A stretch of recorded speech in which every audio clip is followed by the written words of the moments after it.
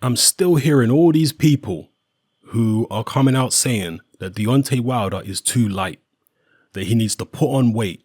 He needs to be at least 225, 230 to be able to beat a Tyson Fury or an Anthony Joshua, or to just fulfill his potential. He's far too light, coming in at 212, 214, needs to be way heavier than that. I completely and utterly disagree. I don't think he needs to be heavier than that at all. The issues that he had against Tyson Fury were because Fury is a much slicker boxer, and because Deontay Wilder was far too anxious to get a knockout, and he wasted far too much energy in the early rounds going for that knockout. I think it had very little, if anything, to do with his weight. People talk about, on the inside, Tyson Fury was getting the better of it. I really don't see that. There wasn't much inside work to speak of in the fight. Deontay Wilder is not really an inside fighter anyway. And he was the one who scored the knockdowns. So I don't think Deontay Wilder needs to put any weight on. If he does put weight on, I think it will be to his detriment. I think it will slow him down. And the last thing he needs is to lose hand speed and lose foot speed against Tyson Fury. In the rematch, Deontay Wilder needs to stop going for the knockout early on. I know it's an unpopular opinion, but I didn't think the Deontay Wilder-Tyson Fury fight was this, schooling that so many people thought it was. No. And the CompuBox numbers actually back up what I'm saying. Because in most of the rounds, there was only 1 or 2 punches difference between them. And you don't score rounds based upon who landed more punches, because you have to take into account the quality of the punches. And of course, judges are not counting the punches. So people are looking at CompuBox. Fury landed 8 punches in that round and Wilder only landed 7. That means Fury definitely won that round. No, it does not. You have to look at who landed the most clean, effective punches. And CompuBox at the end of the day is just some old men pushing buttons at ringside. It's not foolproof. It's not infallible. The point I'm making here is Deontay Wilder doesn't need to make enormous adjustments in the rematch to be able to win the rematch, in my view. Now, the issue in the rematch for Wilder is going to be how much Tyson Fury improves. That's going to be the real issue. Because in the first fight, that was only Fury at about 60%, 65%. In the rematch, he's going to be a lot better. But for Deontay Wilder to improve, he absolutely does not need to put on a bunch of weight. I think that would be a terrible move. What he needs to do is relax, use his jab a lot more, because he was having success with his jab. And a lot of people don't want to recognize this, and they're all high on the Fury fumes. But the reality is he was having decent success with his jab when he used it against Tyson Fury. Jabs to the body and jabs to the head. He was letting Tyson Fury's showboating get to him and frustrate him. And he was winning the battle of the body language. And I think that really colored people's perception in terms of thinking that Tyson Fury was just absolutely bossing the fight and winning by a mile, because Fury's body language was more relaxed and more confident than Wilder's. Wilder had a frustrated look about his body language. But if you actually go back and watch the fight, as I have done, with the sound off, with a calm mind, thinking objectively and just looking at who's landing what, you'll see that a lot of Tyson Fury's jabs were blocked, and that Deontay Wilder was getting through with a lot of nice jabs himself, jabs to the body, jabs to the head. And yes, he was missing wildly here and there, but it's not like Tyson Fury was landing loads more than Wilder in those rounds. He wasn't. He just looked the more relaxed, and looking more relaxed and looking like the person who's more in control has somehow bamboozled people into thinking that Fury was landing loads more punches. He wasn't. There was very little in most of the rounds. And so the adjustments Deontay Wilder needs to make, as I say, are just staying calm, using his jab more, not looking for the knockout, understanding that he can actually box with Tyson Fury. You see, Wilder falls into Fury's trap when he tries to go for him.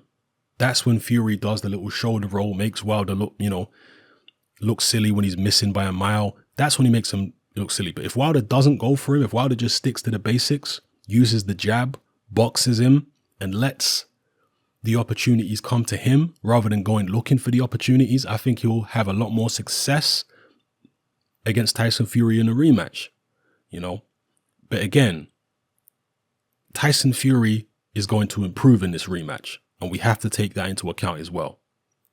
So, getting back to the main point of this particular video, Deontay Wilder's weight. What exactly is Wilder going to gain from putting on 10, 15, 20 pounds of muscle? What's he going to gain? You've got idiots running around making fun of Deontay Wilder because he's got skinny legs, as if, having big legs is going to make all the difference. It's not going to make all the difference. It's just going to cut down his foot speed. That's all it's going to do. Deontay Wilder is a naturally skinny guy. His body is designed to be skinny. His lungs and his heart are designed to pump blood around a 212-pound body. They're not designed to pump blood around a 230-pound body. You're taking away from him when you put weight on him, particularly over a certain amount of weight. In this interview here, Stacey McKinley mentioned something which I've mentioned numerous times on my channel, which is the fact that sometimes if you put weight on, you can actually lose punching power. Oh yeah, not only speed, you can lose punching power if you gain weight. If you go over a certain weight, let's just say. Yeah, because there's a point in which, you can gain weight and gain a bit of power. But once you pass that point, you can actually start to lose power. And I've mentioned this with regards to Jarrell Miller. I've said with Jarrell Miller, if he lost weight, his punching power might actually improve. Stacey McKinley talks about the fact that when he was boxing, because Stacey McKinley was a heavyweight boxer, he said that he was able to punch harder when he weighed 185 pounds than he did when he weighed 212 pounds. Yeah. He also says that when he trained Mike Tyson, Tyson used to punch much harder at 218 than he did at 230 or 235. Much harder at 218. Because even though you've got extra weight on you at 230, 240, it's more difficult for you to execute effective technique. It's more difficult for you to actually transfer your weight because your weight is restricting your movement. You can't articulate your hips. You can't bend your knees as effectively when you're carrying more mass because your body actually has to compensate for that extra mass by trying to, balance that mass so you don't fall off balance when you throw punches, if that makes sense. Okay? So there is an optimum weight for most fighters when it comes to punching as hard as they possibly can. There's an optimum weight. If you go over your optimum weight, whether you put on muscle or fat, you are going to cut down on your punching power. And of course, if you go under your optimum weight, there's a point where you're going to get weak. You're not going to have the energy or the strength to be able to punch at your most effective. But Deontay Wilder is a naturally skinny guy. It's not unusual, I don't think, for him to be as light as he is. I know he's lost weight over the past few years, and I'm not sure why that is. Maybe he's not taking something. Maybe he's not doing something which he used to do. My point is that Deontay Wilder is naturally the kind of weight that he is now. He's naturally a skinny guy. I would not change it at all. And Stacey McKinley agrees in this particular interview. He says the same thing I've been saying for years. Don't put no weight on Deontay Wilder. Let him be what he is. Let him train and be whatever weight he comes out at the weigh-in. The most important thing for Wilder is to just calm him down and get him to take his time. Stop wasting punches, because that's the mistake that he made against Tyson Fury first time out. He was far too intent on getting a knockout early. He needed to box his way into the fight. And when he did box with Tyson Fury, I'm telling you people, go watch the fight. It's up on YouTube, on BT Sports channel. Watch it with the sound off. Look at Deontay Wilder's jab. particularly early on in the fight. He was landing it. Right? He can box with Tyson Fury better than most people realize. I'm not saying he's as slick as Fury. I'm not saying he's as good a boxer. He's not. But the point I'm making is, if he calms down and just tries to, box with Fury, opportunities to land his big right hand are going to come. He's not going to school Tyson Fury. Don't get it twisted. That's not the purpose of telling him to box with Fury. The purpose of telling him to box with Fury is that he's not going to waste punches, and instead he's going to wait for the opportunities. Yeah. And one thing good boxers don't like is when somebody who is not supposed to be a good boxer is having success boxing against them. A good boxer, somebody who's supposed to be slick and untouchable, will often get frustrated when they've got someone who's not supposed to be in their class giving them trouble with a jab. They'll get frustrated by that, and they'll start doing rash things. They'll start doing unusual things out of frustration and out of embarrassment that this guy who is not supposed to be in my league in terms of boxing skills, the fact that he's touching me with a jab, this shouldn't be happening. We saw glimpses of that when Tyson Fury fought Steve Cunningham. Now, Steve Cunningham can box, but when Cunningham was evading Tyson Fury's punches in that first round and touching Tyson Fury with a jab and stuff like that and doing quite a good job boxing with Fury, Fury got frustrated. I know this is a different Fury today to some extent, but I believe his basic character remains the same. I think if you actually have success boxing Tyson Fury with a jab and stuff like that, you can get Fury to do some reckless things. And when he starts doing those reckless things, that's when you have the opportunity, if you're a puncher like Deontay Wilder, to catch him.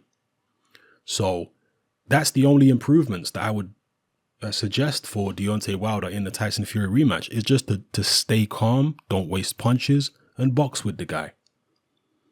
If you get to the late rounds and your corner are telling you you're behind, then you can start going for it. Then you can start throwing punches with reckless abandon. But don't do it early in the fight. You've learned first time around against Tyson Fury that that's a very foolish move to make, because it was actually Deontay Wilder who was very tired in the late rounds, not Fury. And it should have been the other way around when you consider the fact that Fury came back from, the weight loss, the drink of drugs, the depression, and the inactivity. It should have been Wilder, the active man, the athlete. He should have been the one who still had plenty in the tank late in the fight, but it wasn't. It was Fury. And that's because Wilder wasted so much energy early in the fight.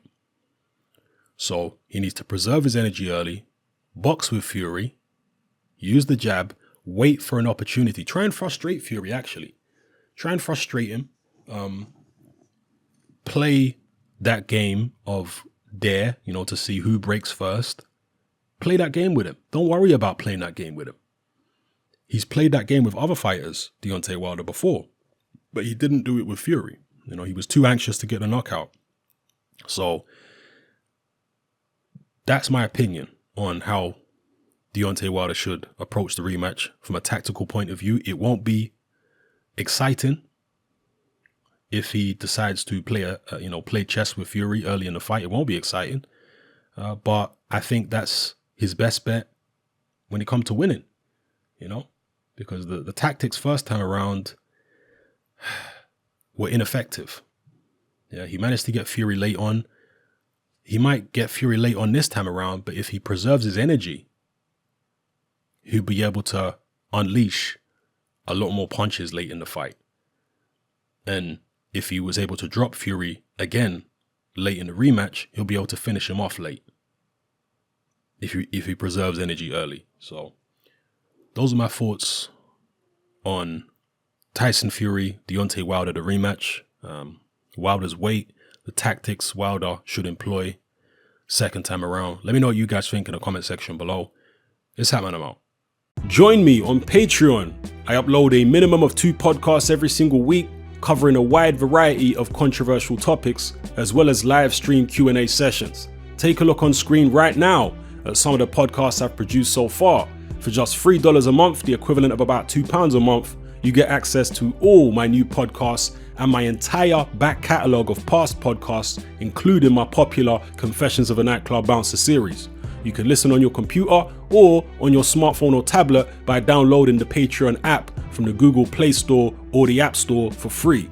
The Patreon app also allows you to download each podcast in MP3. For less than the price of a cup of coffee, you get access to dozens of hours of exclusive content. It's easy to sign up, there's no contract, and you can cancel at any time. So come and join our community of free and critical thinkers by signing up with me here on Patreon today.